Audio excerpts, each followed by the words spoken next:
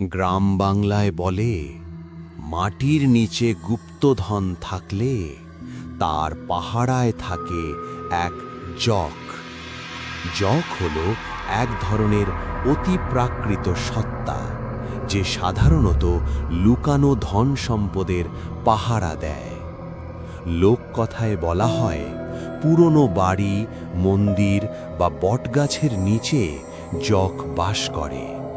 বিশ্বাস করা হয়, যে মানুষ নিজের ধনের প্রতি খুব লোভী হয় এবং সেই ধনের কাছেই মারা যায়, তার আত্মা নাকি যক হয়ে সেই ধন পাহারা দিতে থাকে।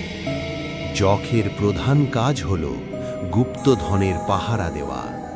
কেউ যদি সেই ধন চুরি করতে যায়, তাকে ভয় দেখানো বা পথ ভুলিয়ে দেওয়া। তাই গ্রাম বাংলায় আজও বলা হয়, সব গুপ্তধনের মালিক মানুষ নয়, কিছু ধনের পাহারাদার থাকে।